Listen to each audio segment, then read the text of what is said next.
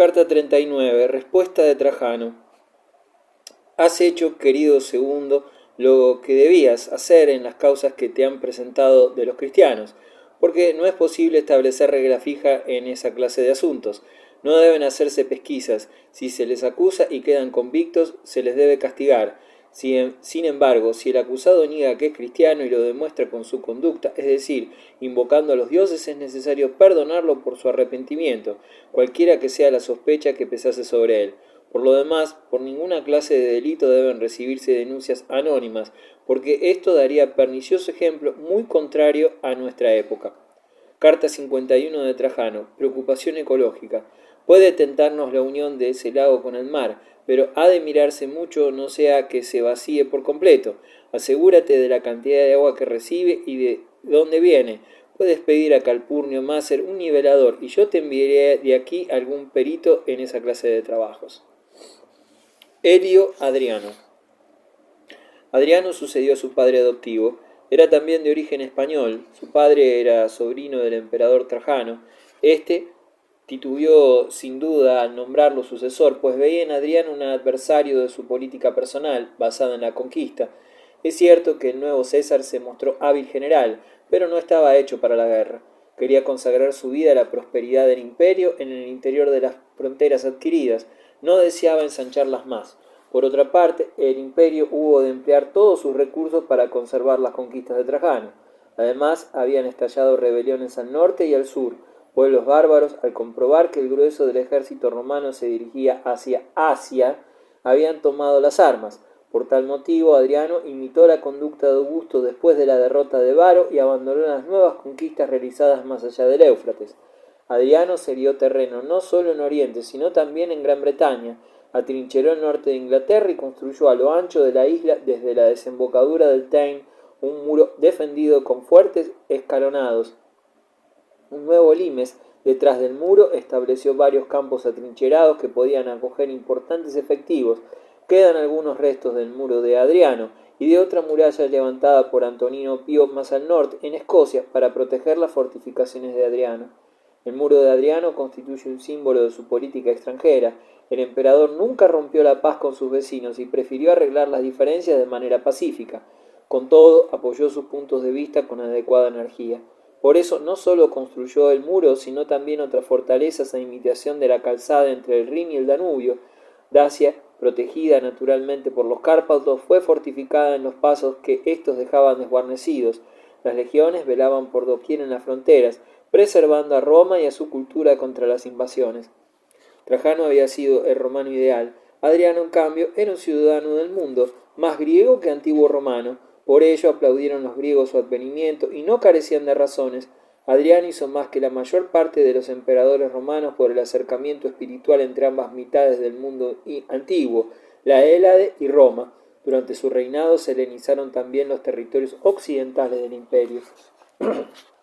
Ningún César estuvo tan próximo a sus 80 millones de súbditos. Nada le agradaba tanto como recorrer su imperio, conocer los distintos países, las bellezas de sus paisajes, los tesoros de su cultura. Le gustaba visitar los lugares famosos de la historia, los campos de batalla de Platea y Mantinea, las tumbas de Milcíades, Epaminondas y Alcibíades. Permaneció mucho tiempo en Grecia, viviendo un ideal romántico, resucitar el glorioso pasado de la Hélade. Adriano viajó durante más de la mitad de su reinado. Se le llamaba el mayor turista de la historia antigua. Sin embargo, no debe creerse que solo viajaba por placer. Por donde iba, se informaba de la situación del pueblo y se esforzaba en mejorarla. En tal sentido, practicaba la beneficencia, aunque ejercía una inspección muy rigurosa.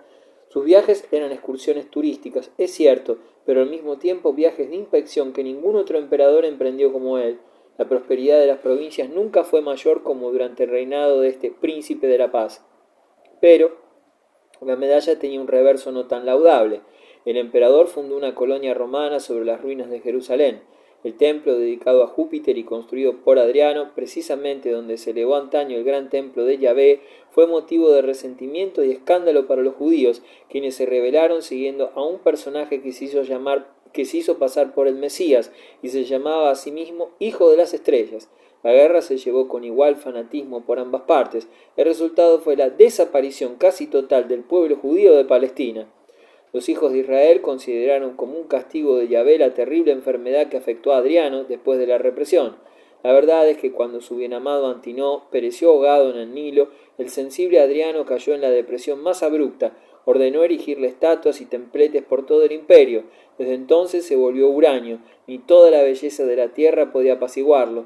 En vano reunía a Adriano en los parques y jardines de su célebre quinta junto al Tívoli todas las maravillas artísticas que el dinero puede adquirir. El esplendor de esta villa incluso eclipsaba el palacio dorado de Nerón. La mansión de placer y los parques y edificios contiguos formaban un mundo en miniatura, que contenía todo cuanto puede hacer bella y feliz la vida: manantiales cristalinos, cascadas, jardines llenos de flores, con fuentes y peristilos, un estadio, termas, una biblioteca, un circo, un templo. Allí pasó el emperador los últimos años de su vida. El pobre Adriano quiso hacer de Tívoli un paraíso terrestre, y fue un infierno para él. Las torturas morales cambiaron su carácter, haciéndole insoportable a sus amigos y criados. En sus momentos de desesperación suplicaba a los médicos que le dieran veneno e imploraba a sus esclavos que le quitaran la vida. En el año 138 el infatigable viajero se vio libre de sus sufrimientos. Tenía 62 años de edad. Antonino Pío y Marco Aurelio. Adriano adoptó y designó como sucesor al valiente y piadoso Antonino, y éste, por orden de Adriano, adoptó a Marco Aurelio, entonces de 17 años.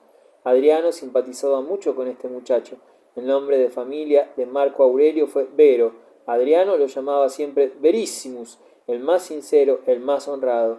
Al llegar a adulto, Marco Aurelio fue corregente de su padre adoptivo. Con él subía al trono un filósofo, un verdadero apóstol penetrado de un deseo laudabilísimo: poner en práctica la doctrina de los estoicos. Sus primeros años se deslizaron junto a su madre, piadosa, que le enseñó la tolerancia y la bondad hacia sus semejantes. Ella me recomendó, dice Marco Aurelio en sus documentos autobiográficos, el abstenerme no solo de las malas acciones, sino también de pensamientos malos. Quería que viviera con sobriedad y sencillez, y sintiera repugnancia por el lujo y las riquezas. El futuro emperador pronto demostró que se podía vivir en la corte sin guardia personal, sin vestidos suntuosos, fiestas ni estatuas, sin manifestaciones vanas del lujo, casi tan sobrio como un sencillo ciudadano, y sin descuidar los deberes del gobierno.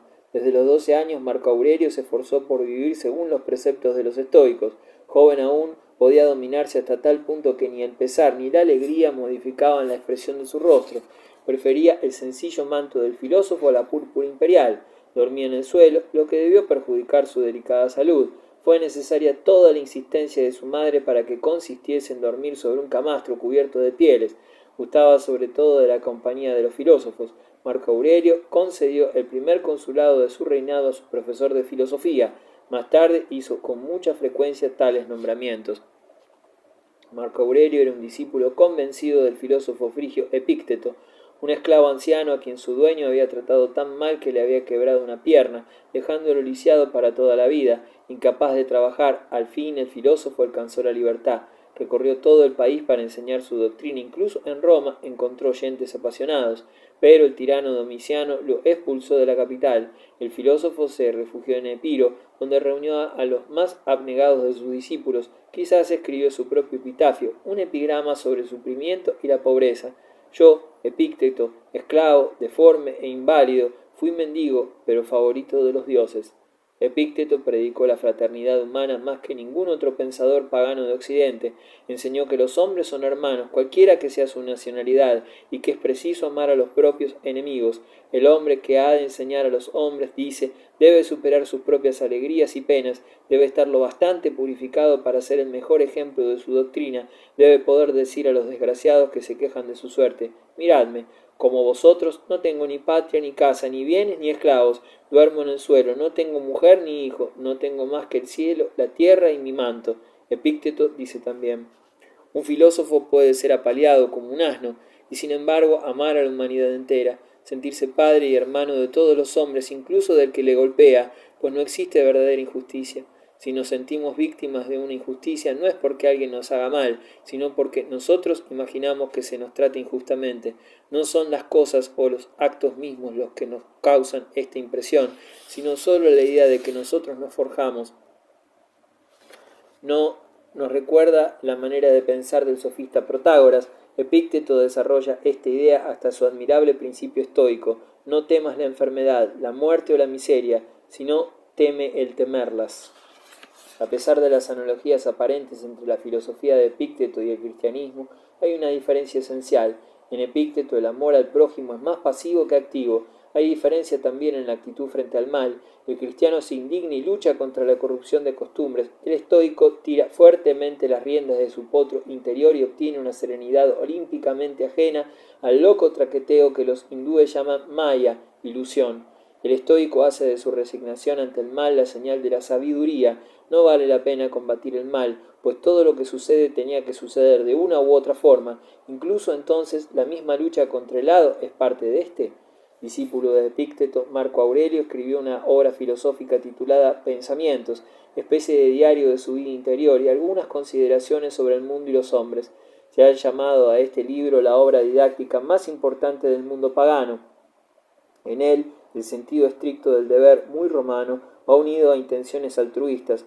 No debemos, dice el imperial escritor, buscar los bienes terrenales, sino la perfección personal, aplicando a todos los actos de nuestra vida una severa moralidad. La vida interior es lo único estable de nuestra existencia. Ahí encontraréis el mejor refugio que el hombre pueda soñar. Si obráis así, podréis soportar con tranquila serenidad las vicisitudes de la fortuna y la maldad de los hombres, y veréis que esta maldad se asienta en la necesidad. Entonces podréis dominar vuestra ansia de honores y otras vanidades.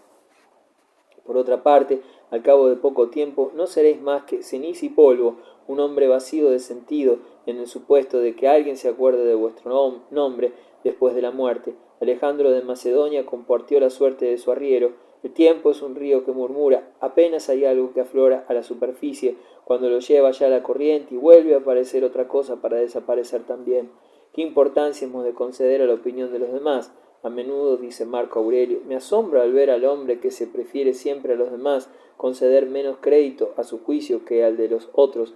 No hay que preocuparse del qué dirán, sino atender a nuestro interior. Ahí se encuentra la fuente del bien, una fuente que no se secará jamás.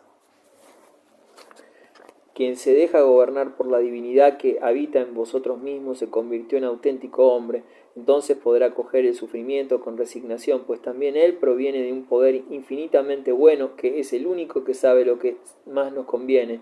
Preciso es acoger también la muerte con calma, pues lo que importa es estar bien dispuestos por nuestra parte. Debemos partir con alegría, como la fruta madura que al caer bendice todavía el árbol que la ha producido y la rama que la ha sostenido.